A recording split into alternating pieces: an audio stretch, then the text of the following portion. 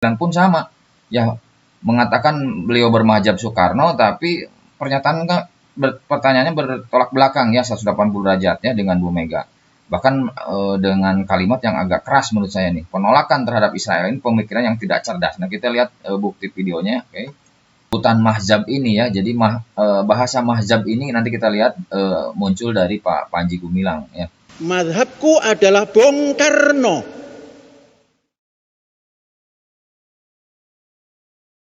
Bismillahirrahmanirrahim. Assalamualaikum warahmatullahi wabarakatuh. Salam sejahtera bagi kita semua. Hari ini hari Sabtu di tanggal 6 Mei 2023 ya video ini dibuat. Dan kebetulan memang sekarang ini sedang viral Pak Syekh Panji Gumilang ini dengan pesantren Al Zaitunnya, di mana ketika kemarin ya di Syawal kemarin, di hari Id kemarin, beliau membuat sebuah fenomena ya ketika ada sholat Id, ada wanita di depan saf laki-laki lah kurang lebih gitu, sehingga terus menggelinding ya bola tersebut, sehingga akhirnya muncul bahwa Pak Panji Gumilang mengatakan ini ya sah-sah saja kan, karena mahjabnya bisa saja kepada Pak Soekarno lah kurang lebih gitu. Nah, apakah betul Pak Soekarno ini mempunyai mahjab seperti itu, atau memang hanya pengakuan dari Syekh Panji Gumilang mengatasnamakan Pak Soekarno? Nah, itu ada yang wanita di depan saf pria, ada juga menyertakan non muslim ikut sholat Id. Nah ya, jadi memang ini juga pertanyaan besar ya, seperti apa. Tapi untuk video kali ini saya akan mencoba membahas terkait rebutan mahjab ini ya. Jadi bahasa mahjab ini nanti kita lihat muncul dari Pak Panji Gumilang ya, Pak Syekh Panji Gumilang dengan pesantren Al Zaitunnya. Nah kebetulan di sini saya coba sandingkan dengan Bu Megawati, di mana kedua-duanya ini mengakui pro kepada Soekarno ya. Pak Panji pun ada, ini Bu Megawati kita kenal memang pro juga ya kepada, ya kebetulan juga memang orang tuanya yang sosok yang dikaguminya. Oke, tanpa berlama kita lihat saja tabelnya ya. Kita lihat di sini. Di tabelnya ini ada, sudah saya tuliskan ya. Jadi istilah mahjab ini memang bahasa dari Pak Panji Gumilang. Nah, di sini ya. Jadi Pak Panji Gumilang ini memang seorang yang pro Soekarno, ini nanti kita buktikan. Nah, begitupun pula Megawati juga pro kepada Pak Soekarno ini ya. Jadi dua tokoh ini memang tokoh yang mengagumi Pak Soekarno ya, sehingga mengatasnamakan Pak Soekarno.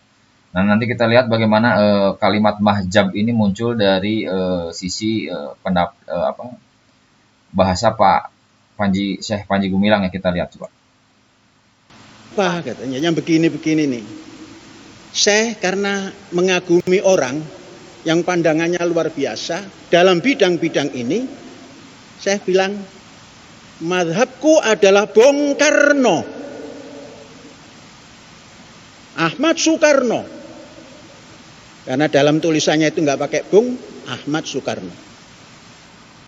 Oke, jadi video ini adalah video baru ya, terbaru sebenarnya kalau lihat di thumbnail waktunya. Jadi Pak Panji Gumilang ini artinya memang mengakui lah kepemimpinan Pak Soekarno ini sangat beliau kagumi. Nah, begitu pula Megawati ya. Kalau Ibu Megawati ini saya lihat memang kebetulan orang melihat Bu Mega ini sosok yang memang pengagum sejati Pak Soekarno ya. Kedua-duanya artinya secara ini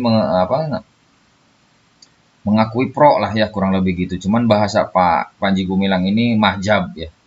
Nah kita lihat dulu apa definisi mahjab biar kita sama-sama Pak Panji Gumilang ini kita lihat. Ini ada sebuah artikel dari Wikipedia ya, saya coba melihat dengan singkat saja lah. Jadi kata mahjab itu berasal dari bahasa Arab ya, yang berarti jalan yang dilalui dan dilewati, sesuatu yang menjadi tujuan seseorang baik konkret maupun abstrak. Sesuatu dikatakan mahjab bagi seseorang jika cara atau jalan tersebut menjadi ciri khasnya. Nah, jadi ini menarik ya. Jadi ciri khas Pak Soekarno ini kalau disebutkan oleh Pak Syekh Panji Gumilang ini seperti apa ciri khas dari Pak Soekarno ini? Karena Bu Mega pun digadang-gadang mengambil jalan ya, mengambil Pak Panji Gumilang pun sama. Nah ini ternyata ini berbeda ya ketika ada permasalahan waktu ya mungkin sebelum Ramadan ini ada permasalahan Israel akan mengikuti Piala Dunia ya di Indonesia ya, Piala Dunia usia berapa saya lupa lagi ya, mungkin 20. Nah ini kan Megawati jelas menolak ya, diawali dengan penolakan dari Ganjar Pranowo dan Gubernur Bali kalau nggak salahnya, terus diaminkan oleh Bu Mega. Nanti kita lihat videonya. Nah yang kedua ini malah kebalik nih, Pak Panji Gumilang ini malah mengatakan barang siapa yang menolak ya terhadap Israel itu adalah pemikiran yang tidak cerdas ya dan telat mikir ya. Ini mungkin sangat keras juga ya kalimat dari Pak Panji Gumilang. Kepada siapa ya tentunya memang tidak disebutkan kepada Megawati, kepada Ganjar, tapi kalau kita cermati ya dari kalimat beliau ini seolah-olah menunjukkan kepada ya pemimpin bangsa ya, siapa lagi kalau yang membuat statement menolak ini kalau bukan Bu Mega atau Pak Panji Gumilang ya, memang tidak disebutkan tapi nanti di kalimat Pak Panji Gumilang ini nanti akan terlihat ya pemimpin bangsa atau tokoh-tokoh negara ya, nanti kita lihat. Nah ini kita coba melihat bagaimana Bu Megawati jelas menolak hubungan diplomatik dengan Israel. Kita lihat videonya. Oke. Loh, karena konstitusi kita itu adalah tetap berjuang bagi kemerdekaan suatu bangsa. Nah, terus di konferensi Asia Afrika, kalau tidak percaya buka. Waktu itu tertulis deklarasi MBR ini belum dicabut oleh 29 menyatakan bahwa ada 8 dasar sila. Nah, tapi ada 2 yang saya stressin. 1, tetap memperjuangkan kemerdekaan Palestina. Yang kedua adalah tidak membuka hubungan diplomatik kepada Israel dan Taiwan. Itu nah, kalian anak-anak muda ngerti toh sejarah negeri. Jadi bukan urusannya terus jual buku langsung. Jadi Bu Megawati ini mengamini pernyataan Pak Ganjar ini ya, yang menolak kedatangan Israel untuk bertanding di Indonesia ya. Memang bola, tapi pada dasarnya ini adalah semangat dari anti penjajahan yang digadang-gadang oleh Pak Soekarno dulu ya. Nah, Bu Megawati ini konsisten. Nah, tapi apakah betul pernyataan Pak Soekarno ini konteksnya di sekarang zaman ini? Nah, karena ini Pak Panji Gumilang pun sama ya, mengatakan beliau bermadzhab Soekarno, tapi pertanyaannya bertolak belakang ya 180 derajat ya dengan Bu Mega. Bahkan dengan kalimat yang agak keras menurut saya nih, penolakan terhadap Israel ini pemikiran yang tidak cerdas. Nah kita lihat bukti videonya. Oke. Makanya kita harus mengolah fikir sehingga menjadi bangsa yang cerdas. Nah cerdas itu artinya bisa hidup secara umat antar bangsa.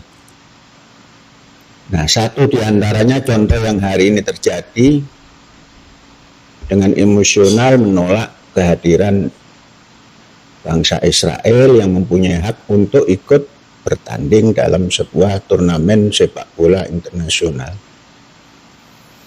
Kemudian dengan serta-merta emosional ditolak hanya karena tidak mempunyai hubungan diplomatik.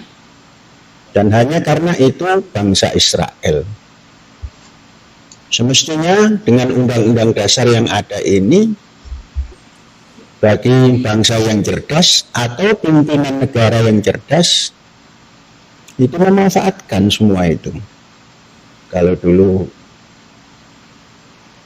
Bung Karno mengatakan Pak Harto itu kupek. Nah, hari ini orang-orang yang menolak itu termasuk yang dikatakan Bung Karno kupek. Artinya keras kepala tanpa menggunakan isi kepala.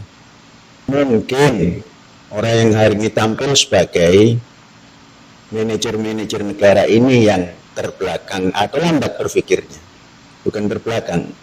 Kalau terbelakang itu nggak bisa maju, lambat berpikirnya. Kata anak-anak itu tell me, gitu. Telat mikir. Jadi nggak terbelakang. Ya, kami nggak mau dikatakan terbelakang gitu kan. Walaupun digeneralisir oleh orang-orang Israel, kalau kami tidak. Ini pimpinannya yang telat mikir. Tell me, telat mikir. Ya, jadi tadi jelas pernyataannya ya bahwa pimpinan ini telat mikir. Jadi kalau ada istilah pemimpin berarti ya tidak jauh dari tokoh-tokoh yang tadi mungkinnya, tapi memang tidak disebutkan Bu Mega atau Pak Ganjar. Nah di sini menurut saya jelas bahwa keduanya mengaku pro Soekarno ya.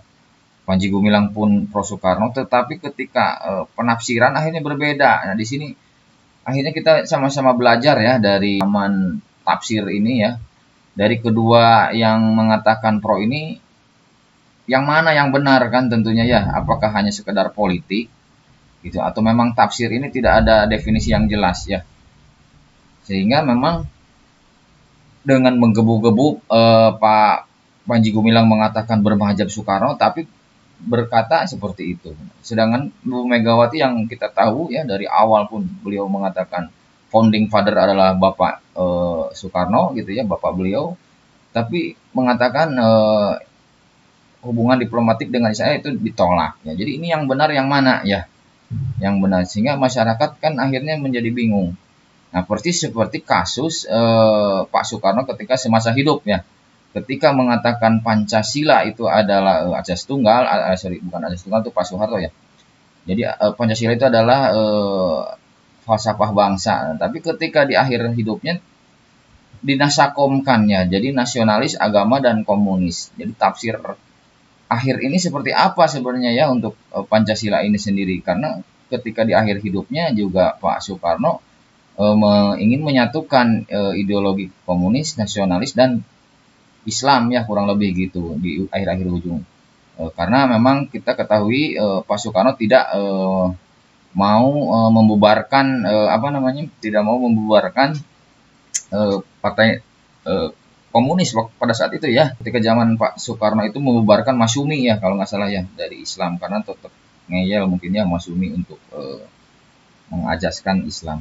Nah kurang lebih gitulah. Nah di sini permasalahan akhirnya jadi terus aja berputar gitu ya permasalahan ini, beda tafsir.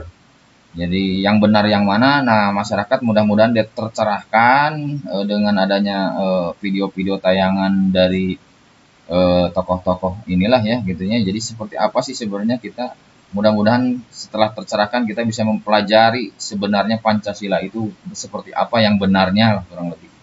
Itu saja mungkin video dari saya, mudah-mudahan video ini bermanfaat. Ya, adapun kritik saran bisa kita diskusikan di kolom komentar mungkin ya. Kalaupun ada kesalahan itu datang dari ego saya, jikapun benar datang dari Allah Subhanahu wa taala. Cukup sekian. Assalamualaikum warahmatullahi wabarakatuh.